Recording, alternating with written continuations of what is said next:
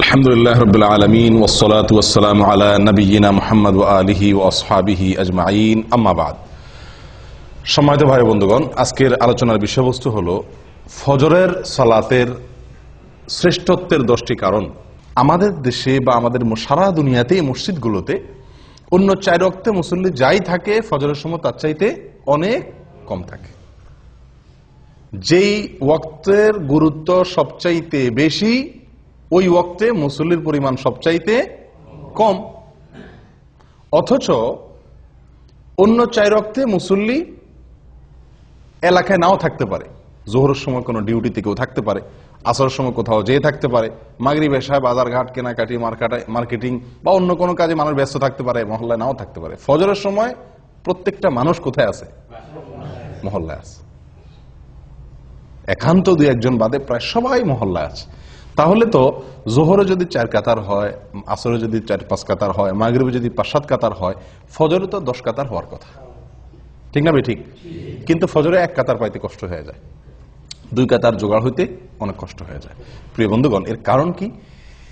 এর প্রধানতম কারণ হলো ফজরের নামাজের গুরুত্ব আমরা মুসলমানরা বুঝতে পারিনি। ফজরের নামাজের 10টি ফজিলত, 10টি শ্রেষ্ঠত্বের বিশেষ কারণ, 10টি মর্যাদার বিশেষ কারণ, স্পেশালিটি আছে যেটি অন্য সালাতের জন্য নাই। তার ভিতরে প্রথম হলো ফজরের সালাত বা ফজরের নামাজ। এটা হলো ইমানের আলামত, ইমানদারের আলামত। কিসের আলামত ভাই? ইমানদারের আলামত। নামাজ মাত্রই ইমানদারের আলামত। যে ব্যক্তি ইমানদার সে মসজিদে আসবে, যাবে, তাকে তার ইমান আছে কথা সাক্ষ্য দেওয়ার নির্দেশ আমাদেরকে করা হয়েছে। যদি সে মসজিদে আসা যাওয়া করে, নামাজি হয়। নামাজি না, মসজিদে আসা যাওয়া করে না, তাহলে তার ইমানের সাক্ষ্য আমরা দিতে পারি না। কিন্তু ফজরের নামাজে হাজির হওয়া এটা ইমানদারিত্বের বিশেষ সাক্ষ্য, বিশেষ প্রমাণ। ইমানদার যে খাঁটি, নির্ভেজাল, পিওর, এটার প্রমাণ হলো ফজরের নামাজে কি হওয়া? উপস্থিত হওয়া। যদি কেউ ফজরের নামাজে উপস্থিত হতে না পারে, ফজরের নামাজ পড়তে তার কষ্ট হয়ে যায়, একদিন আসলে 10 দিন মিস হয়ে যায়, ফজরের নামাজে সে আসতেই পারে না, এরকম যদি হয়, তাহলে বুঝতে হবে তার ঈমান নিয়ে নতুন করে চিন্তা করা দরকার আছে। তার ঈমানের ভিতরে যথেষ্ট ঘাপলা আছে। নবী সাল্লাল্লাহু আলাইহি ওয়াসাল্লাম বলেছেন, আবু হুরায়রা রাদিয়াল্লাহু তাআলা থেকে বর্ণিত, বুখারী এবং মুসলিমের হাদিসে আসছে, তিনি বলেন, লাইসা সালাতুন আথকালা আলাল মুনাফিকিনা মিনাল ফজর ওয়াল ইশা লাউ ইয়ালামুনা মা ফিহিমা লাআতাউহুমা ওয়ালাউ হাবওয়ান। ফজর এবং এশার নামাজ, এই 2 ওয়াক্ত নামাজ মুনাফিকদের উপরে পড়া সবচেয়ে কষ্টের। অন্য কোন নামাজ পড়তে মুনাফিকদের এত কি হয় না? কষ্ট হয় না। মুনাফিক কারা ভাই? মুসলমানের বেশভূষা ধারণ করছে, সমাজে টিকতে হয় তাই মুসলমানের সাথে সব কাজ তাল মিলায়া করে, কিন্তু তলে তলে তার ভিতরে কি নাই? ভিতরে ঈমান নাই। একে বলা হয় মুনাফিক। এই মুনাফিকের ব্যাপারে নবী সাল্লাল্লাহু আলাইহি ওয়াসাল্লাম বলছেন যে লাইসা সালাতুন আথকালা আলাল মুনাফিকিনা মিনাল ফজর ওয়াল ইশা। ফজর এবং এশা, অন্য বর্ণনায় আসছে ফজর এবং আসর, কিন্তু সর্বাবস্থায় ফজরের কথা আগে বলা আছে। এই ফজরের নামাজ, এটা মুনাফিকের জন্য এই নামাজে উপস্থিত হওয়া কষ্টসাধ্য। যার এই নামাজে উপস্থিত হওয়া সুযোগ হয় না, তৌফিক হয় না, কষ্ট হয়, বুঝতে হবে সেই ব্যক্তির ঈমান নিয়ে যথেষ্ট করে প্রশ্ন তোলার সুযোগ আছে। আমি কি বুঝাতে পারছি প্রিয় ভাইয়েরা? তাহলে ফজরের নামাজে উপস্থিত হওয়া এটা কিসের আলামত? ঈমানদারের আলামত। ফজরের নামাজে উপস্থিত না হইতে পারা কিসের আলামত? মুনাফিকের আলামত। মুনাফিকের জন্য এটা কঠিন হয়ে যায় উপস্থিত হইতে পারাটা। তাহলে অন্য সালাত, জোহরের ব্যাপারে এটা বলা হয় নাই যে জোহরের নামাজে মুনাফিকরা আসতে কষ্ট হয়। জোহরের নামাজে 1 নম্বর, 2 নম্বর, 3 নম্বর, 4 নম্বর সব কিসিমের, 3rd class, 2nd class, 1st class সব কিসিমের মানুষ কি জোহরে আসতে পারে, মাগরিবে আসতে পারে। বুঝে আসছে কথা? কিন্তু ফজরের নামাজ এটা এমন একটা নামাজ যে এই নামাজে যে মুনাফিক 2 নম্বরই করে আসে, মানুষ দেখাইতে আসে, সে এই ভোর রাত্রে আরামের ঘুম ফালায় আসাটা খুব বেশি সহজ না। যদি কেউ আসতে পারে, বোঝা যাবে সেই লোকটা হলো খাঁটি ইমানদার, তার ভিতরে ঈমান আছে। প্রিয় ভাইরা, তাহলে এই কোষ্টি পাথরে আজকে যাচাই করলে বহু লোক ইমানদারিত্বের পরীক্ষায় উত্তীর্ণ হওয়া কঠিন হয়ে যাবে। ইমানদারিত্বের প্রমাণ দেওয়া অনেকের জন্যই কি কষ্টকর হয়ে যায়। প্রিয় ভাইরা, তাহলে ফজরের নামাজের প্রথম ফজিলতের বিষয় হলো এটি ইমানদারের আলামত। কার আলামত? ইমানদার আলামত। ফজরের নামাজে উপস্থিত হইতে পারা মুনাফিকি থেকে মুক্তির একটি অন্যতম উপায়। আপনি মুনাফিকি থেকে নিজে মুক্ত, এটা প্রমাণ করার অন্যতম উপায় হলো ফজরের নামাজে কি হওয়া, উপস্থিত হতে পারা। নাম্বার 2, ফজরের নামাজ যদি কেউ আদায় করে তো ওই দিনের জন্য সে আল্লাহ সুবহানাহু ওয়া তাআলার জিম্মায় চলে যায়। কোথায় চলে যায়? আল্লাহ সুবহানাহু ওয়া তাআলার সুরক্ষা সে লাভ করে ওই দিনের জন্য। ওই দিনের জন্য ইন্স্যুরেন্স হয়ে যায় আল্লাহ সুবহানাহু ওয়া তাআলার কাছে। নবী সাল্লাল্লাহু আলাইহি ওয়াসাল্লাম বলেছেন, জুনদুব ইবনে আব্দুল্লাহ ইবনে সুফিয়ান আল বাজালি রাদিয়াল্লাহু তাআলা আনহু থেকে বর্ণিত, এটি সহিহ মুসলিমে আসছে। নবী সাল্লাল্লাহু আলাইহি ওয়াসাল্লাম বলেন, মান সাল্লাস সুবহা ফাহুয়া ফি যিম্মাতিল্লাহ। যে ব্যক্তি ফজরের নামাজ পড়বে সে কার জিম্মায়? আল্লাহ সুবহানাহু ওয়া তাআলার জিম্মায় চলে যাবে। দুনিয়ার কোন লোক, দুনিয়ার কোন নেতা, দুনিয়ার কোন পুলিশ অফিসার, এসপি, ওসি যদি আপনারে বলে যে আপনি আমি দায়িত্বে আছি, কোনো কিছু আমাকে বলবেন, আপনার কোনো কিছু হবে না। এলাকার নেতা, এমপি সাহেব যদি বলে দেয়, আমাদের মনটা কত মনে কত সাহস হয় না? ও ভাই, আল্লাহ সুবহানাহু ওয়া তাআলা বলে দিচ্ছেন যে আল্লাহ ওই ব্যক্তির জিম্মা নেন। বড় কোনো বিপদ আপদ মুসিবত কোনো সমস্যার সম্মুখীন সে হবে না। আল্লাহ সুবহানাহু ওয়া তাআলা স্বয়ং তার জিম্মাদারি নিয়ে নেন। কোন ব্যক্তির? যে ব্যক্তি ফজরের নামাজ জামাতের সাথে। ফজরের নামাজ আপনি পড়লেন, তার মানে ওই দিনের জন্য আপনি গ্যারান্টি পেয়ে গেলেন যে আপনার জিম্মাদারি কে রাখছেন? আল্লাহ সুবহানাহু ওয়া তাআলা রাখছেন। আপনি দিনের বেলা চলেন ফিরেন কাজ করেন, আপনি নির্ভয়ে চলতে পারেন যে আপনার জিম্মাদারি আল্লাহ সুবহানাহু ওয়া তাআলা নিয়েছেন। এটা ফজরের নামাজের জন্য আছে, অন্য কোনো নামাজের জন্য এরকম কোনো কথা বলা হয় নাই। নাম্বার 3, ফজরের নামাজে হাজির হলে আপনার পক্ষে আল্লাহর ফেরেশতাগণ আল্লাহর কাছে গিয়ে সাক্ষ্য দিবে। আপনি যে ভালো মানুষ এ কথার সাক্ষ্য দিবে কে?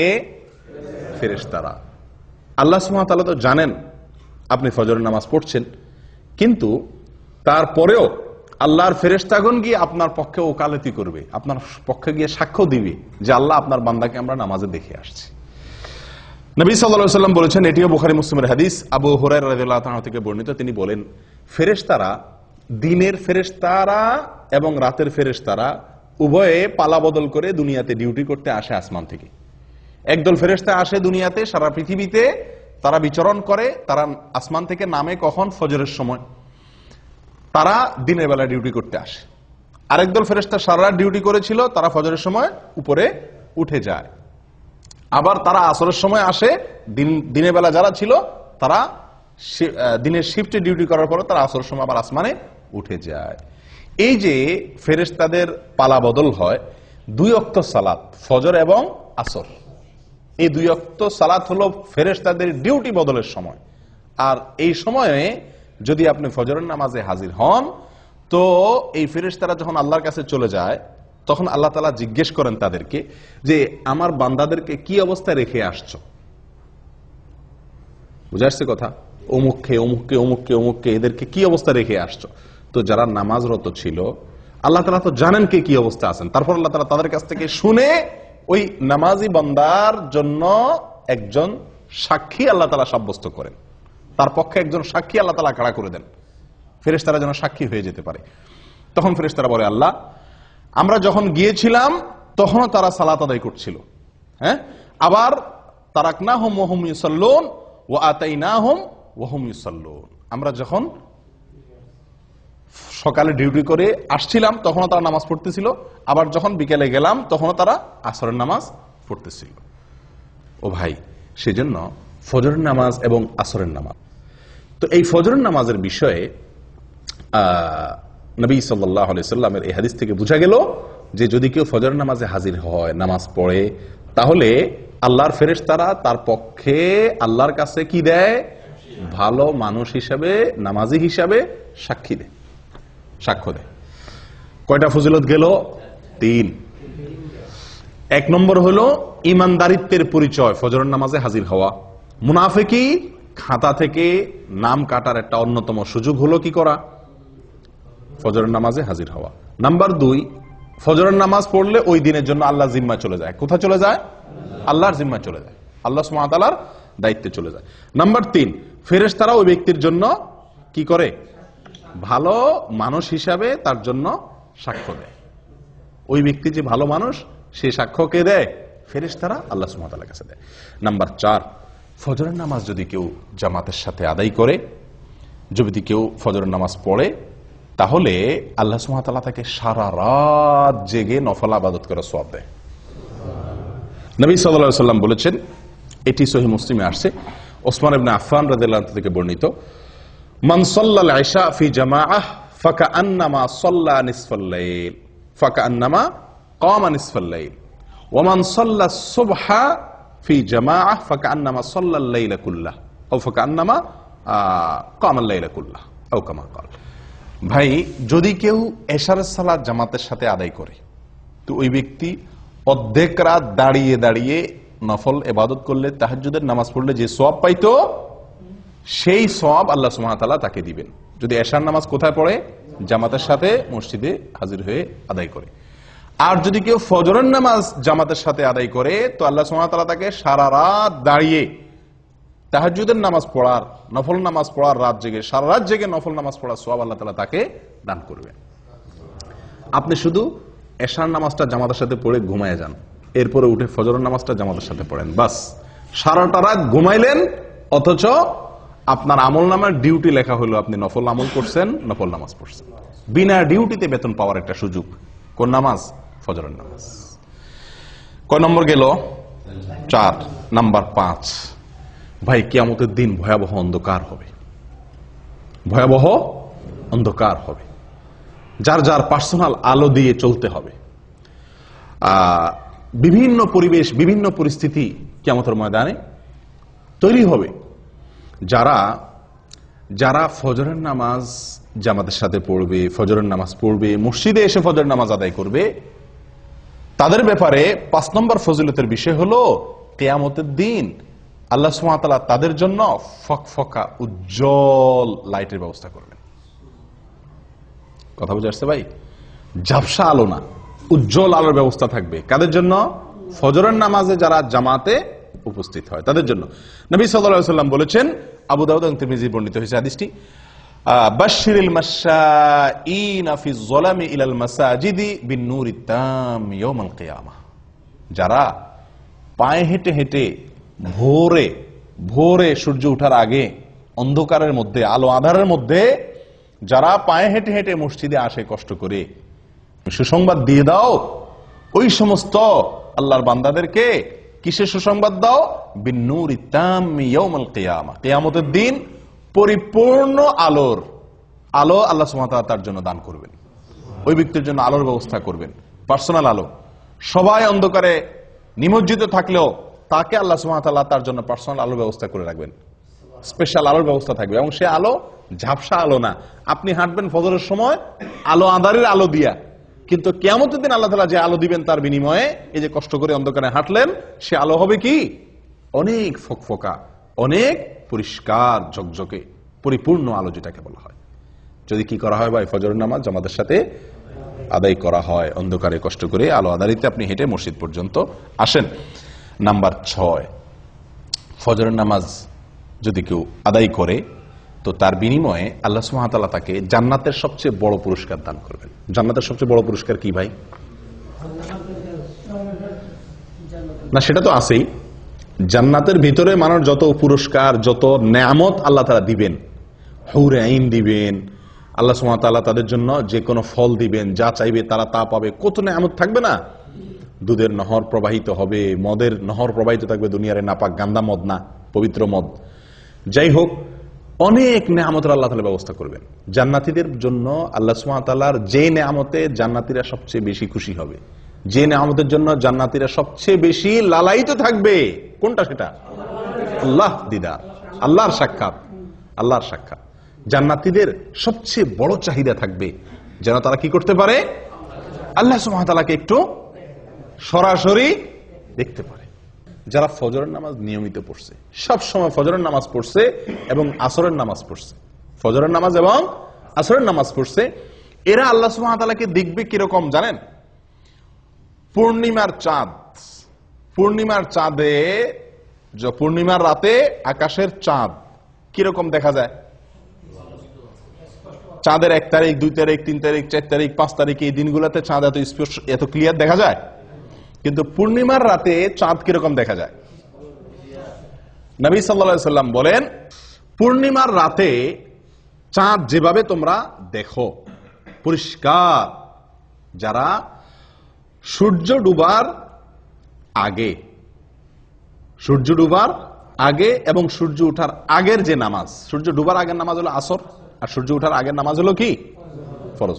নবী সাল্লাল্লাহু আলাইহি ওয়াসাল্লাম বলেন এই নামাজগুলো যাতে না ছুটে, এই নামাজগুলো যেন না ছুটে, সম্ভব হলে তুমি সেই দিকটার প্রতি ভালো করে কি করো, খেয়াল করো, লক্ষ্য রাখবে যাতে এই নামাজগুলো না ছুটে। তাহলে কি হবে? ওই আল্লাহ সুবহানাহু ওয়া তাআলাকে জান্নাতের সবচেয়ে বড় নিয়ামত, আল্লাহ তাআলাকে একেবারে স্পষ্টভাবে পরিষ্কার করে দেখার সুবর্ণ সুযোগ পাওয়া যাবে। আল্লাহ তাআলা আমাদের সকলকে সেই নিয়ামত দান করেন। 7 নম্বর পুরস্কার, ফজরের সালাত যারা পড়বে এবং বিশেষ করে জামাতের সাথে, তাদের জন্য জাহান্নাম থেকে মুক্তি। ওহ, কত বড় বড় পুরস্কার এক একটা। 7 নম্বর পুরস্কার কি রে ভাই? জাহান্নাম থেকে মুক্তির পরোয়ানা পাওয়া যাবে, জাহান্নাম থেকে মুক্তির পরোয়ানা পাওয়া যাবে। নবী সাল্লাল্লাহু আলাইহি ওয়াসাল্লাম বলেছেন, এটি সহিহ মুসলিমের হাদিস, লাইন ইয়ালিজান নার আহাদুন সাল্লা ক্বাবলা তুলুইশ শামসি ওয়া ক্বাবলা গুরুবিহা। ওই ব্যক্তি কখনো জাহান্নামে প্রবেশ করবে না। কিছু লোক আছে না ভাই, জাহান্নামে যাবে, ইমানদার যেহেতু, জাহান্নামের শাস্তি ভোগ করার পরে সে কোথায় আসবে? জান্নাতে আসবে। না, এরকম না। একবারে প্রথম চান্সে আপনি জান্নাতে যেতে পারবেন, ফার্স্ট চান্সে আপনি জান্নাতে যেতে পারবেন। জাহান্নামে যে সেখান থেকে এসে জান্নাতে ঢোকা লাগবে না। লাই আলিজা, কখনো প্রবেশ করবে না জাহান্নামে ওই ব্যক্তি, যে ব্যক্তি সাল্লা ক্বাবলা তুলুইশ শামসি ওয়া ক্বাবলা গুরুবিহা, যে ব্যক্তি সারা জীবন সব সময় চেষ্টা করছে ফজর এবং আসর এই 2 ওয়াক্ত নামাজ এর ব্যাপারে যত্নশীল ছিল, এই 2 ওয়াক্ত নামাজের ব্যাপারে গাফলতি করে নাই, এই ব্যক্তি জাহান্নামে কখনো কি হবে না? প্রবেশ করবে না। ও ভাই, কত বড় বড় পুরস্কার এক একটা, লক্ষ্য করছেন? ফজরের নামাজের বিনিময়ে, আল্লাহু আকবার। আর এই নামাজটাতে আমরা সমাজের সবচেয়ে বেশি সংখ্যক লোক গাফেল থাকি, শুয়ে থাকি, অলসতা করি। কেউ হয়তো বলতে পারেন, আরে ভাই, এই যে জাহান্নাম থেকে মুক্তির জন্য কত আমলই তো আছে, এটা করলে জাহান্নাম থেকে মুক্তি, এটা করলে জাহান্নাম থেকে মুক্তি, ওইটা করলে জাহান্নাম থেকে মুক্তি, অনেক আমলের কথা আপনারা শুনছেন না? তো এতগুলার কি দরকার আছে? যে কোনো একটা করলে তো জাহান্নাম থেকে মুক্তি পাওয়া যায়, এরকম কারোর মনে প্রশ্ন আসতে পারে। তাদেরকে বলবো, ভাই, দুনিয়ার কোন আদালতে আপনি যদি আসামি হয়ে যান, তাহলে আসামির খাতা থেকে নাম কাটানোর জন্য আপনি কতগুলো পথ ধরেন? যত পথ আছে সবগুলা পথ ধরেন না? পয়সা রেডি রাখেন, যদি লাগে পয়সা দিয়া মামলা ডিসমিস করাইতে হবে।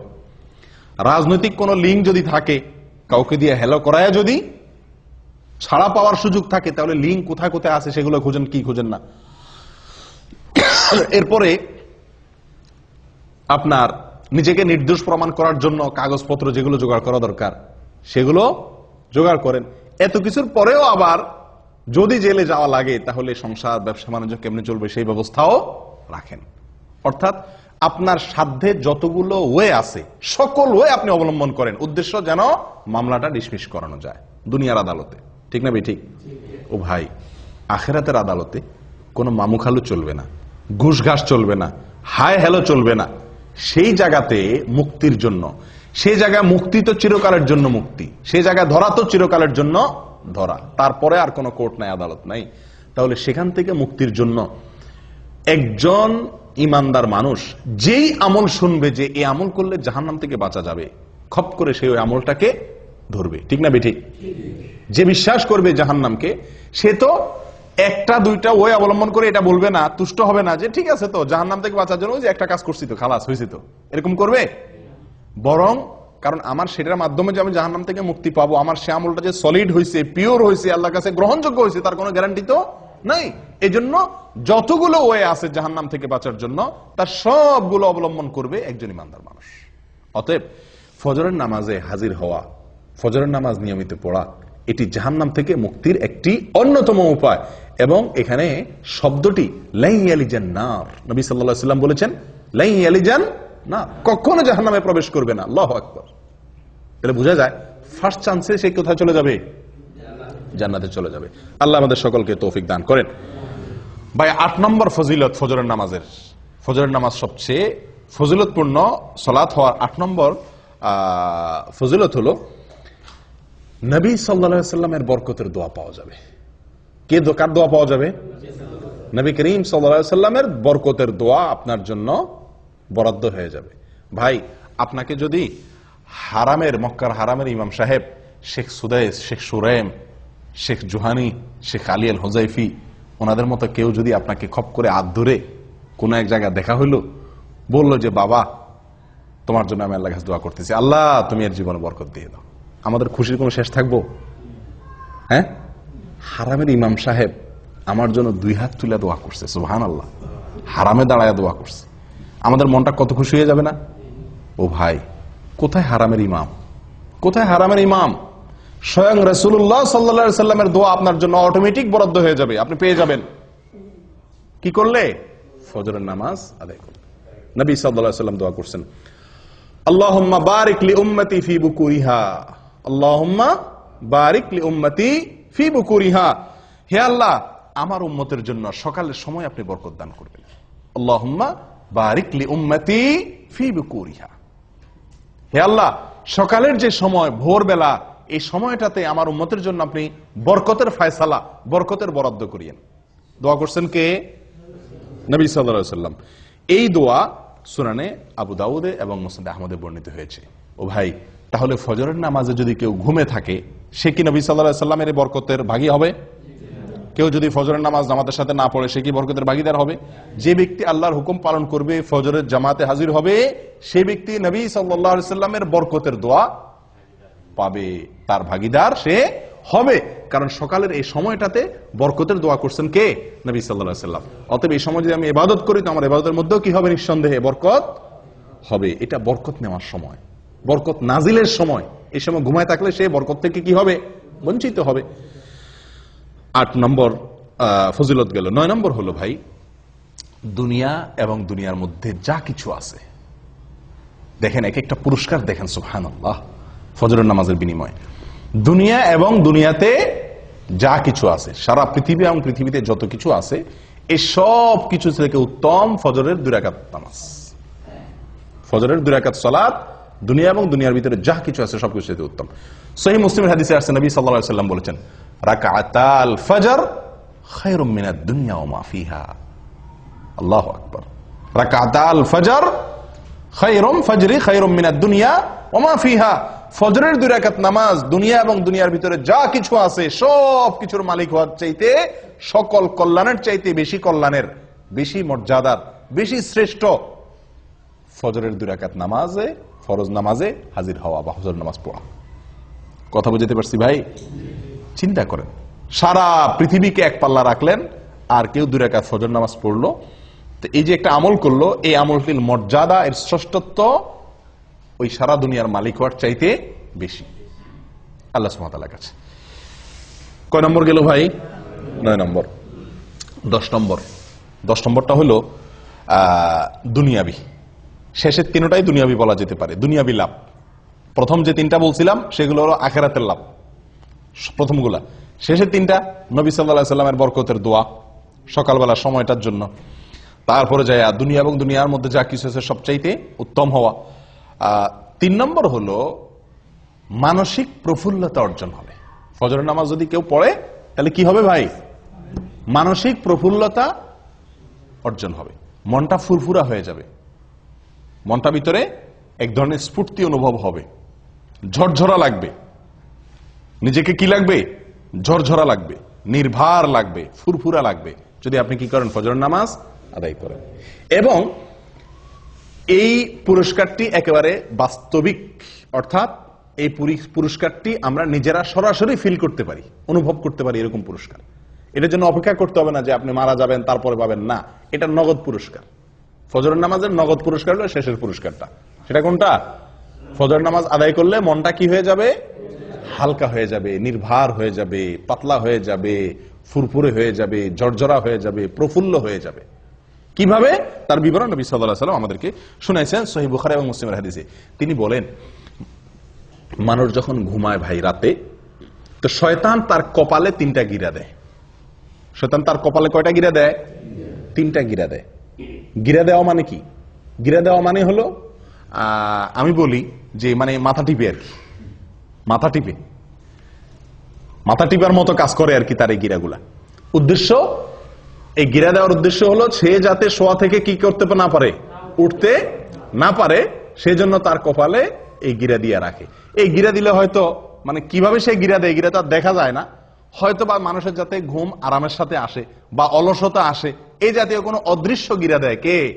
শয়তানে, চিরশত্রুয়ে, চিরশত্রুয়ে, চিরদুষ্টুয়ে আমাদের মাথা কপালে 3টা গিরা দেয় ঘুমাইলে। এরপরে যখন ফজরের সময় হয়, ভোরবেলা হয়, আল্লাহর কোনো বান্দা যদি তার ভিতরে ইমানের শক্তি থাকে, তার ভিতরে যদি কি থাকে, ইমানের শক্তি থাকে, আর কোন রকম একটু সাহস করে বাহাদুরের মতো কম্বলটা ফেলা দিয়ে এরকম উঠতে পারে, তো সঙ্গে সঙ্গে শয়তান মিয়ার একটা গিরা কি হয়ে যায়, খুলে যায়। শয়তানের কি হয়ে যায়, একটা গিরা খুলে যায়। গিরা দিয়ে দিলে শরীরটা ভার হয়ে যায়, উঠতে পারে না, অলসতা লাগে, মজা লাগে। আপনারা লক্ষ্য করে দেখেন, অন্য কোন সময়ের ঘুম এত মজার হয় না, ঠিক ফজরের সময়ের ঘুমটা যত কি হয়, মজার হয়। এর মানে কি? এর মানে হলো ওই দুষ্ট শয়তান হয়তো শরীর টিপে, বুঝে আসছে কথা? এত আরাম করে ঘুমটা আসে, সারা রাত যার ঘুম না আসে তারও ঘুম আসে কখন? ফজরের সময়, ঠিক না ঠিক? এর মানে কি? এর মানে হলো শয়তানের সর্বশক্তি নিয়োগ করে সে, যাতে আপনি ফজরের সময় মসজিদে যেতে না পারেন। আসরে যান, বাধা দিতে পারলো না, তার এত বেশি টেনশন নাই। মাগরিবে গেছেন, এশায় গেছেন, জোহরে গেছেন, পারলো না সে ঠেকাইতে, এত বেশি টেনশন নাই। কিন্তু ফজরে আপনাকে ঠেকাইতে পারলে তার বিশাল লাভ, আপনাকে জাহান্নামে নেওয়ার জন্য অনেক দূর সে আগে গেল। এই জন্য সে তার সর্বশক্তি প্রয়োগ করে 3টা গিরা দেয়, যাতে ফজরের সময় আপনি হাজির হইতে না পারেন। এই জন্য তো এই গিরা খায়া বেশিরভাগ মুসল্লি মসজিদে আসতে পারে না। ফজরের সময় এই 3 গিরা খায়া শয়তানের বান্ধন খুলে আর আসার মতো ইমানের শক্তি থাকে না। ও ভাই, যদি আল্লাহর কোনো বান্দা যদি ফজরের সময় সাহস করে, হিম্মত করে, যখনই শয়তান তার মনে ওয়াসওয়াসা দেয়, হাদিসে আসছে শয়তান কানে কানে বলে, আমাদের মনের মধ্যে বলে, কি বলে? লাইলুন তওয়িল ফারকুদ, আর রাত এখনো কি অনেক লম্বা, আরো ঘুমা, আরেকটু ঘুমা। আপনি লক্ষ্য করে দেখছেন, ফজরের আজান হয়ে গেছে, তখনও কম্বলটা টাইনে আমরা গায়ে দেই, ঠিক না? 20 মিনিট পরে জামাত দাঁড়াবে, উযু করতে 10 মিনিট চলে যাবে, উঠে যাই না, তখনও কম্বলটা আমরা টেনে গায়ে দেই। কারণ কি? ওই যে শয়তান আমাদের মাথায়, মনের ভিতরে ওয়াসওয়াসা ঢুকাই দিছে যে কি, লাইলুন তাওয়িল ফারকুদ, রাত অনেক, এখনো অনেক সময়, তুই আরেকটু ঘুমা। সারা রাত ঘুমাইলেন, 4 ঘন্টা, 5 ঘন্টা, 6 ঘন্টা ঘুমাইলেন, কিন্তু এই 5 মিনিট না ঘুমাইলে আপনি মরে যাবেন না, কিন্তু মনে হয় যে 5 মিনিট না ঘুমাইলে মনে মরে যাবেন, এরকম লাগে না ওই সময় উঠতে? কারণ শয়তান তার সর্বশক্তি প্রয়োগ করে গিরা তো দেয়, এরপর আপনার কানে কানে ফিসির ফিসির করে বলে। আসলেই আপনি লক্ষ্য করে দেখেন, মনে হয় যে কেউ একটা বলে মনে মনে যে অনেক সময় আছে এখন, ঠিক না ঠিক? ও ভাই, তো আল্লাহর কোনো বান্দা যদি ঘুম থেকে উঠে যেতে পারে কম্বল ফেলে দিয়ে, আমি নবী সাল্লাল্লাহু আলাইহি সাল্লামের বরকতের দোয়া নিতে চাই, আমি জান্নাতে এক চান্সে যেতে চাই, জান্নাতে গিয়ে আল্লাহ তাআলাকে একেবারে পরিষ্কার পূর্ণিমার চাঁদের মতো আল্লাহ সুবহানাহু ওয়া তাআলাকে দেখতে চাই, আমি জাহান্নাম থেকে মুক্তি চাই, আমি ঈমানদারিত্বের পরিচয় দিতে চাই, মুনাফিকের খাতা যেন নাম লেখা না হয়, আমি আল্লাহর নিরাপত্তার ভেতরে প্রবেশ করতে চাই, আমি ফেরেশতাদের সাক্ষ্য পেতে চাই, আমি সারা রাত জেগে ইবাদতের সওয়াব পেতে চাই, আমি কিয়ামতের ময়দানে উজ্জ্বল আলো যেন হয় আমার জন্য, তার ভাগীদার যেন আমি হতে পারি, সেটা চাই। এই কথাগুলো মাথায় রেখে যদি আপনি কম্বলটারে কি করতে পারেন, ফেলে দিতে পারেন, এবং এই হাদিসটা মাথা রাখতে পারেন, নবী সাল্লাল্লাহু আলাইহি ওয়াসাল্লাম বলেছেন, ফজরের সময় শয়তান যে গিরা দেয় এবং আপনারে মজার ঘুম পাড়ানোর চেষ্টা করে, এটা যদি আপনি মাথায় রেখে ঝেড়ে ফেলে উঠে যেতে পারেন, সঙ্গে সঙ্গে একটা গিরা শয়তানের খুলে যায়। এরপরে যদি আপনি গিয়ে কষ্ট মষ্ট করে উঠার পরেও কিন্তু একটু অলসতা হালকা হালকা লাগে, হালকা হালকা, শীতের দিন তো বেশি কষ্ট হয়, গরমের দিনও একটু কষ্ট হয়, যা কোনো রকম হিম্মত করে দিয়ে পানিতে হাত দিয়ে বিসমিল্লাহ পড়ে ওযুটা করে ফেলতে পারেন। ওযুটা করার পরে দেখবেন শরীরটা আরো অর্ধেক পাতলা হয়ে গেছে, কারণ গিরা আরেকটা তখন খুলে যায়।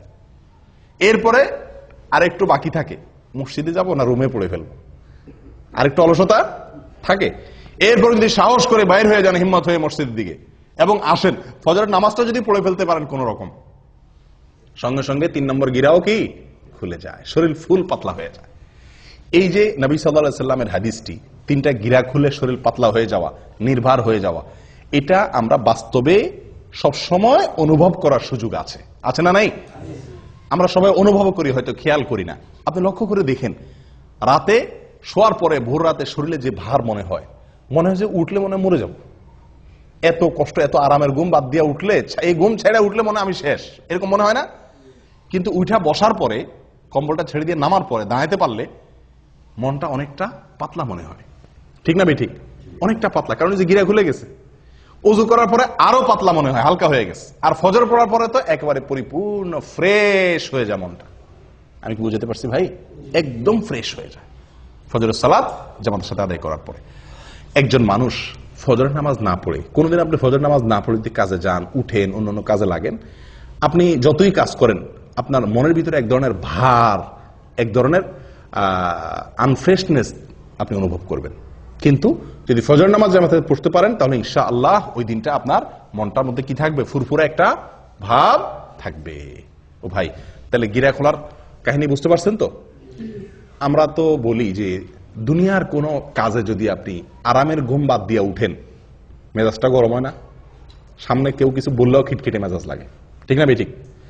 এরপরে আপনি উঠলেন, ঘুম থেকে উঠে যাইতেছেন, যত দূর সামনে আগান তত মেজাজ আরো খারাপ হয়, ঠিক না বেঠিক? আপনি ঘুমের মধ্যে আছেন, হঠাৎ করে আপনার মালিকে বসে ফোন দিয়ে বসছে, এই তাড়াতাড়ি আসো। আপনি ফোন কাইটা উঠলেন, ঘুমটা খুব জমছিল, শীতের দিন, উঠে বাইরে হয়েছেন, যতদূর সামনে আগান মেজাজ আরো গরম হয় না? আস্তে আস্তে বাইরে আসছেন, উফ আরো ঠান্ডা, আরো মেজাজ আরো গরম হয় না? শরীরটাতে এক ধরনের মানুষ অপ্রস্তুতি ভাব চলে আসে, মানুষের মধ্যে বিরক্তির ভাব চলে আসে, ঠিক না ভাই? ঠিক। কিন্তু যদি কেউ ফজরের নামাজ জন্য উঠে, এই প্রত্যেকটা কাজের পরে উঠলো, ওযু করলো, নামাজ পড়লো, পটপট করে শরীরটা আরো কি হতে থাকে? পাতলা হতে থাকে। কারণ যে শয়তান ওটাকে ভার করে রাখছে, আল্লাহ সুবহানাহু ওয়া তাআলা ইবাদতগুলোর মাধ্যমে তাকে আল্লাহ তাআলা কি করে দেন? পাতলা করে দেন। তাহলে ভাই, যদি কেউ ফজর নামাজ আদায় করে, নবী সাল্লাল্লাহু আলাইহি ওয়াসাল্লাম বলেছেন ফাআসবাহা নাশীতান তীবান নাফস, ফজর নামাজ আদায় করতে পারলে তিনি গিরা খুলে গিয়ে সে ব্যক্তি হাসি খুশি, প্রফুল্ল এবং পবিত্র মন নিয়ে তার দিনটা শুরু করে। আর যদি কেউ ফজর নামাজ না পড়তে পারে, ওয়া ইল্লা আসবাহা খাবিসান নাফসি কাসলান, সারাটা দিন তার শরীর মেজমেজ, অলসতা, এগুলা করতে করতে চলে যায়। আপনি পরীক্ষা করে দেখেন। আল্লাহ তাআলা আমাদের সকলকে এই ফজরের গুরুত্ব বুঝার তৌফিক দান করেন। 10টি গুরুত্ব, 10টি ফজিলতের কথা আমরা শুনলাম। আমি আবারও বলছি একটি একটি করে। নাম্বার 1, ফজরের নামাজ মুনাফিকদের জন্য কঠিন হয়, ঈমানদারদের জন্য সহজ হয়। অতএব ফজর নামাজে হাজির হতে পারা ঈমানদারের পরিচয়। নাম্বার 2, ফজর নামাজে হাজির হলে তার জিম্মাদারি কে নেয়? আল্লাহ সুবহানাহু ওয়া তাআলা নেন। ওই দিনের জন্য আল্লাহ জিম্মাদারি নিয়ে নেন। আল্লাহর নিরাপত্তার ভিতরে সে প্রবেশ করে যদি ফজর নামাজ আদায় করে। নাম্বার 3, ফেরেশতারা আল্লাহ সুবহানাহু ওয়া তাআলার কাছে গিয়ে ওই ব্যক্তির পক্ষে কি দেয়? সাক্ষ্য দেয় যে সে সালাত আদায় করছে, ভালো কাজ করছে। নাম্বার 4, যদি কেউ ফজর নামাজ জামাতের সাথে আদায় করে তো আল্লাহ সুবহানাহু ওয়া তাআলা তাকে সারা রাত দাঁড়িয়ে তাহাজ্জুদের নামাজ পড়ার সওয়াব, নফল নামাজ পড়ার সওয়াব দান করেন। নাম্বার 5, ফজর নামাজ যদি কেউ জামাতের সাথে পড়ে, আলো আঁধারিতে কষ্ট করে মসজিদে আসে নিয়মিত, তো আল্লাহ সুবহানাহু ওয়া তাআলা তার বিনিময়ে কিয়ামতের দিন তাকে পরিপূর্ণ আলোর ব্যবস্থা করেন, তার জন্য স্পেশাল, তার জন্য আলোর ব্যবস্থা করেন কিয়ামতের দিন। 6 নম্বর পুরস্কার হলো আল্লাহ সুবহানাহু ওয়া তাআলাকে দেখা জান্নাতীদের সবচেয়ে বড় পুরস্কার, সবচেয়ে বড় পুরস্কার। এই পুরস্কারটি সে শুধু পাবে তা নয়, পূর্ণিমার চাঁদ যেরকম মানুষ দেখতে পারে পূর্ণিমার রাতে, আল্লাহ সুবহানাহু ওয়া তাআলাকে সে এরকম পরিষ্কার ভাবে দেখতে পারবে। এবং সে না, সব জান্নাতীরা কেউই ভিড় করবে না আল্লাহকে দেখার জন্য। দেখার জন্য একটা জিনিস দেখতে গেলে, অনেক লোক দেখতে গেলে ভিড় করে অনেক সময় দেখা লাগে না, আল্লাহ সুবহানাহু ওয়া তাআলাকে সেরকম ভিড় করে দেখতে হবে না।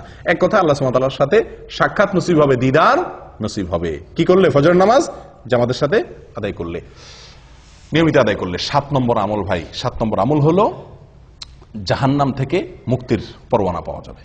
কোত্থেকে? জাহান্নাম থেকে মুক্তি। ওই ব্যক্তি জাহান্নামে প্রবেশ করবে না যে ব্যক্তি আসর এবং ফজরের নামাজের যত্ন করবে, নবী সাল্লাল্লাহু আলাইহি ওয়াসাল্লাম তাকে পরামর্শ দিয়েছেন আমাদেরকে, তোমরা যদি সম্ভব হয় চেষ্টা করো যেন আসর এবং ফজরের নামাজ কখনো না ছুটে তোমাদের। বুঝে আসছে কথা? তাহলে কি হবে? নবী সাল্লাল্লাহু আলাইহি ওয়াসাল্লাম বলেছেন জাহান্নামে প্রবেশ সে ব্যক্তি করবে না। 8 নম্বর আমল হলো সকালের সময়ের জন্য নবী সাল্লাল্লাহু আলাইহি ওয়াসাল্লাম কি করছেন? দোয়া করেছেন। কিসের দোয়া করছেন? বরকতের দোয়া করেছেন। তো এই ফজরের সময়টা, এই সময়টার জন্য নবী সাল্লাল্লাহু আলাইহি ওয়াসাল্লাম বরকতের দোয়া করছেন। কেউ যদি ফজরের নামাজ পড়ে উঠে আল্লাহর ইবাদত করে তাহলে সে নবী সাল্লাল্লাহু আলাইহি ওয়াসাল্লামের কেমন যেন সে কি হলো? বরকতের ভাগীদার হয়ে গেল। এই টাইমে যে কাজ করবে ওই কাজে তার বরকত হবে। 9 নম্বর হলো ভাই, ফজরের নামাজের 2 রাকাত ফরজ নামাজ আদায় করা দুনিয়া এবং দুনিয়ার মধ্যবর্তী সব কিছুর মালিক হওয়ার চাইতে বেস্ট এবং শ্রেষ্ঠ সম্পদশালী সে ব্যক্তি হয়ে গেল। 10 নম্বর হলো ফজর নামাজ যদি জামাতের সাথে আদায় করেন তাহলে মনটা প্রফুল্ল হয়ে যাবে, হাসি খুশি হয়ে যাবেন, নির্ভার হয়ে যাবে, পাতলা হয়ে যাবে এবং এভাবে আপনার সারাটা দিন কাটবে। কয়টা ফজিলত গেল? 10টা। 11 নম্বর একটা সম্পূরক ফজিলতের কথা বলি, সেটাও দুনিয়াবি ফজিলত। সেটা হলো স্বাস্থ্যের দিক থেকে একজন মানুষ যদি ফজর নামাজে উঠে অনেক রোগ বালাই থেকে আল্লাহ তাআলা তাকে হেফাজত করেন। যে ব্যক্তি সকালে ঘুমায় থাকে ওই ব্যক্তির চাইতে যে ব্যক্তি সকালে উঠে ওই ব্যক্তির জন্য স্বাস্থ্যগত দিক থেকে সে ব্যক্তি অনেক বেশি ভালো থাকে। দেখুন আমাদের ইয়েতে উর্দুতে একটা প্রবাদ বা হিন্দিতে একটা প্রবাদ আছে, সুবাহ কি হাওয়া হাজার বিমারিও কি দাওয়া। সকালবেলার হাওয়া এটা হাজার হাজার রোগের ঔষধ। একজন মানুষ যদি ফজরের নামাজের সময় উঠে ফজরের নামাজের সময় মসজিদে আসে পায়ে হেঁটে, তাহলে সকালে হাওয়া তার গায়ে লাগবে কি লাগবে না? যে ঘুমা রয়েছে 7টা-8টা বাজে উঠছে তার তো এই নসিব হয় নাই। তাহলে স্বাস্থ্যের জন্য এটা কি অত্যন্ত ভালো সকালে ফজর নামাজ জন্য উঠতে পারা। ও ভাই, আমাদের বিশেষ করে প্রবাসে এবং দেশেও বহু লোককে দেখা যায় ফজরের নামাজ পড়ে। কখন পড়ে? সূর্য ওঠার পরে, মানে তার মন মতো। সোজা কথা, সকাল 7টা অথবা 8টা বাজে ফজরের নামাজ পড়ে। আবার হাদিসও দেয় অনেকে। হাদিস কি? নবী সাল্লাল্লাহু আলাইহি ওয়াসাল্লাম বলেছেন, মান নামা আন সালাতিন আও নাসিয়াহা ফালইউসাল্লিহা ইযা যাকারাহা ফাইন্না যালিকা ওয়াক্তুহা। নবী সাল্লাল্লাহু আলাইহি ওয়াসাল্লাম বলেছেন, যদি কেউ ঘুমায় যায়, ঘুমের কারণে উঠতে না পারে, অথবা ভুলে যায়, তাহলে তার যখন স্মরণ হবে বা ঘুম ভাঙবে তখনই তার নামাজ পড়বে, তার গুনাহ হবে না, ওইটাই তার জন্য নামাজ। বাহ! এই হাদিস দেখা 12 মাস বহু লোক আছে ওই ফজরের নামাজের সময় উনি ঘুমায় থাকেন। উনি 8টা বাজে, 7টা বাজে, 9টা বাজে উঠা মাশাআল্লাহ করে নামাজ পড়েন, এবং এটা 12 মাস বা বেশিরভাগ সময়। এরকম বহু লোক আছে না? আমি বহু লোক দেখছি। জিজ্ঞাসা করছি তো উনি এই হাদিস শুনে দিয়েছেন। নবী সাল্লাল্লাহু আলাইহি ওয়াসাল্লাম বলছেন ঘুমায় গেলে মাফ, ঘুম থেকে উঠে পড়বেন। বাহ! ঘুমায় গেলে কার জন্য মাফ? যে ব্যক্তি ঘুম থেকে উঠতে পারে নাই, কদাচিৎ হঠাৎ একদিন ঘটে গেছে, অ্যালার্ম দিয়ে রাখছে, সবারে বলে রাখছে, আজানও শুনে নাই, সবগুলো মিস হয়ে গেছে, ঘুম এত ভার হয়ে গেছে, অ্যাক্সিডেন্টলি একদিন হয়ে গেছে, তার জন্য এটা। নবী সাল্লাল্লাহু আলাইহি ওয়াসাল্লামের নিজেরও একদিন ফজর নামাজ ছুটে গেছে। ঘুম থেকে উঠছেন সূর্য ওঠার পরে, ওনার সাথে সব সাহাবীরা মিলে সফরে ছিলেন, শরীর ক্লান্ত ছিল, ঘুম আসছে, একজনকে উনি পাহারাদার রাখছেন। অ্যালার্ম ঘড়িতে তখন ছিল না, একজনকে পাহারাদার রাখছেন, বলছেন তুমি ডাইকে দিবা। এই বেচারারও কি এসে গেছে? ঘুম এসে গেছে। আসলে এবার সবাই ঘুম, ফজর নামাজের ওয়াক্ত শেষ, সূর্য উঠে গেছে, যখন রোদ লাগা শুরু হয়েছে এবার সবাই আস্তে আস্তে ঘুম ভাঙছে। নবী সাল্লাল্লাহু আলাইহি ওয়াসাল্লামকে আল্লাহ সুবহানাহু ওয়া তাআলা এই এক ওয়াক্ত জীবনে ফজর নামাজ দেরি করায়া পড়াইছেন আমাদের শেখার জন্য। আমাদের কিসের জন্য? শেখার জন্য, যেন এরকম জীবনে হইলে কি করব সেই পদ্ধতি আমরা জেনে নিতে পারি। কিন্তু এটা ওনার জীবনে কয়বার হয়েছে? একবার। আর আপনি প্রতিদিন সে কাম করবেন। ওনার যুগে তো অ্যালার্ম আলা ঘড়ি ছিল না, মসজিদের মাইকের আজান শোনা যেত না। আপনার যুগে তো সব ব্যবস্থা আছে, আপনি 4বার 5বার অ্যালার্ম দেন, মাশাআল্লাহ, বিমান তো মিস হয় না, রেলগাড়ি তো মিস হয় না, ডিউটি টাইম তো মিস হয় না, ফজর কেমনে মিস হয়? হ্যাঁ, ওখানে তো মিনিট সেকেন্ড হিসাব করে আসেন, ফজর নামাজ তো মিনিট সেকেন্ড হিসাব করে আসার দরকার হয় না, ঠিক না? ঠিক। তাহলে এখানে কিভাবে মিস হয়? এগুলো সব হলো গাফলতি। এগুলো সব হলো কি? গাফলতি। আল্লাহ সুবহানাহু ওয়া তাআলা বলেছেন, ফাওয়াইলুল লিল মুসাল্লিন আল্লাযীনা হুম আন সালাতিহিম সাহুন। নামাজ পড়লেই শুধু হবে না, গাফলতি করবেন, অলসতা করবেন, 4 ওয়াক্ত পড়বেন, 1 ওয়াক্ত পড়বেন না, এই টাইপের মুসল্লি সবচাইতে আজকে বেশি। 4 ওয়াক্ত হাজির হয়, ফজরে আসে না, 3 ওয়াক্ত হাজির হয়, 2 ওয়াক্ত পড়ে না সুবিধা মতো, অথবা যখন উঠে তখন। ভাই, এভাবে আদায় করলে কখনো নাজাত বা মুক্তি পাওয়া যাবে না। যে নামাজটা সবচেয়ে গুরুত্বপূর্ণ, যে নামাজটা পড়তে কষ্ট হয়, এটার মর্যাদা সবচেয়ে বেশি, এটার গুরুত্ব সবচেয়ে বেশি দিতে হবে। অতএব আপনি এই অজুহাত দিতে পারবেন না যে আমি ঘুমায় গেছি এই জন্য 8টা 9টা বাজে উঠা পড়ছি। এটা একদিন হতে পারে, সবসময় হতে পারে এটা? আপনি যদি অ্যালার্ম দিয়ে রাখেন, বেনামাজি লোক থাকলে বাদ দেন, আজকে দেরিতে শুয়েছি সেজন্য নামাজ বাদ গেছে, তাহলে কালকে আমি তাড়াতাড়ি শুয়ে যাই। চেষ্টা করলে এই সমস্যা থেকে বের হয়ে আসা সম্ভব কি সম্ভব না? অতএব 12 মাসের জন্য 8টা-9টা বাজে যারা নামাজ পড়েন তারা জেনে রাখবেন তাদের এই নামাজ মন মতো নামাজ হবে। কোম্পানির ডিউটি আপনাকে একটা টাইম বেঁধে দিয়েছে এতটা থেকে এতটা, আপনি মন মতো অন্য টাইমে যা ডিউটি করে চলে আসছেন, কি বলেন? বেতন দিবে আপনারে? আপনাকে বলছে 8টা to 5টা তোমার ডিউটি, আপনি 8টা to 5টা অন্য কোনো কাজ করে ঘুরে ঘেরা সমনষ্ট করে ঘুমায় টুমায় থাকলেন, 5টার পরে যায় কেউ নাই, আপনি ঘুরে ঘেরা 5টার পরে 8 ঘন্টা যায় বয়ে থাকলেন, টুকটাক কিছু কাম কাজ করলেন, মাস শেষে করুন বেতন দেন, আপনারা দিবে কেউ বেতন? কোনো পাগলে? আল্লাহ সুবহানাহু ওয়া তাআলা বলেছেন ইন্নাস সালাতা কানাত আলাল মুমিনিনা কিতাবাম মাওকুতা, সালাত নির্দিষ্ট সময় আল্লাহ তাআলা নির্ধারিত করে রাখছেন, নির্দিষ্ট সময়, ওই সময় পড়তে হবে। আপনার মন মতো 9টা বাজে ঘুম থেকে উঠে ফজর পড়লে আদায় হবে না, এটা হঠাৎ একদিন হতে পারে বিশেষ কোনো কারণে, বিশেষ কোনো অজুহাতে। ও ভাই, ফজরের এই নামাজটির গুরুত্বের আরো কয়েকটি দলিল আছে ভাই। কোরআনে আল্লাহ সুবহানাহু ওয়া তাআলা শপথ করেছেন সকালের সময়টার, দিন এবং রাতে 24 ঘন্টার ভিতরে যে কয়েকটি সময় সবচেয়ে মূল্যবান তার ভিতরে একটা হলো এই সকালবেলা। আল্লাহ সুবহানাহু ওয়া তাআলা কোরআনে শপথ করেছেন ওয়াল ফাজরি ওয়া লায়ালিন আশর, ফজরের শপথ, কারণ ফজর টাইমটা গুরুত্বপূর্ণ। আল্লাহ সুবহানাহু ওয়া তাআলা বলেছেন ওয়াস সুবহি ইযা আসফার, বলছেন কি বলেন নাই? সকালের শপথ, কারণ সকালের টাইমটা গুরুত্বপূর্ণ, ভোরের টাইমটা। আল্লাহ সুবহানাহু ওয়া তাআলা এরকম কোরআনে বহু জায়গায় এরকম নির্দেশ করেছেন। এক জায়গায় বলেছেন ওয়াসাব্বিহ বিল আশিয়্যি ওয়াল ইবকার, সকালে এবং সন্ধ্যায় এই দুই টাইমে আল্লাহর পবিত্রতা বর্ণনা করো, ইবাদত করো, নামাজ পড়ো। ও ভাই, তাহলে এই টাইমটার গুরুত্ব বোঝা গেছে তো? অতএব এই টাইমটার প্রতি যত্ন রাখতে হবে। ভাই, ফজর নামাজ পড়তে কষ্ট কেন হয়? এর প্রধান কারণ হলো রাতে দেরিতে শোয়া। ফজরের নামাজ জামাতের সাথে পড়তে না পারা, টাইম মতো পড়তে না পারা, উঠতে না পারার মূল কারণ কি? রাতে দেরিতে শোয়া। আমাদের আয়েশা বলেছেন নবী সাল্লাল্লাহু আলাইহি ওয়াসাল্লামের বিষয়ে যে কানা ইয়াকরাহুন নাওমা ক্বাবলা আল আইশা ওয়াল হাদিসা বাদা, নবী সাল্লাল্লাহু আলাইহি ওয়াসাল্লাম এশার আগে কথা বলা এটা তার খুব অপছন্দের কাজ ছিল। এশার আগে ঘুমানোটা অপছন্দের কাজ ছিল, আর এশার পরে কথাবার্তা বলাটা তার অপছন্দের কাজ ছিল। দিনই কথা, স্বামী স্ত্রীর কোনো দরকারি কথা, এটা ছাড়া অন্য কোনো কথা তার পছন্দ ছিল না। আর আমাদের আড্ডাবাজি শুরুই হয় কখন? এশার পরে, 11টা 12টা 1টা বাজে। তো এই বাঁচতে বাঁচতে শুতে শুতে যদি দেরি হয়, এই জন্য ফজরের সময় উঠতেও কি হয়ে যায়? কষ্ট হয়ে যায়। ভাই, আমার নামাজ আমার জান্নাত, আমার নামাজ আমার জীবন, আমার নামাজ আমার জাহান্নাম থেকে মুক্তির কারণ, আমার এই ফজর আমার কিয়ামতের দিনের আলো, আমার এই ফজর আমার নবীর দোয়া, আমার এই ফজর এটা ফেরেশতাদের সাক্ষ্য আমার পক্ষে পাওয়া, আমার এই ফজর মানে আমার সারাদিনের গ্যারান্টি আল্লাহর কাছ থেকে নিয়ে নেওয়া। এত বড় ফজিলতের আমল, এটা আমাকে ফজরের সময় করতে হবে। এটা যদি মাথায় থাকে তাহলে রাতে শুইতে কি হবে না? দেরি হবে না। আল্লাহ তাআলা আমাদের সকলকে তৌফিক দান করুক। জাযাকুমুল্লাহ ওয়া আখিরু দাওয়ানা আলহামদুলিল্লাহি রাব্বিল আলামিন।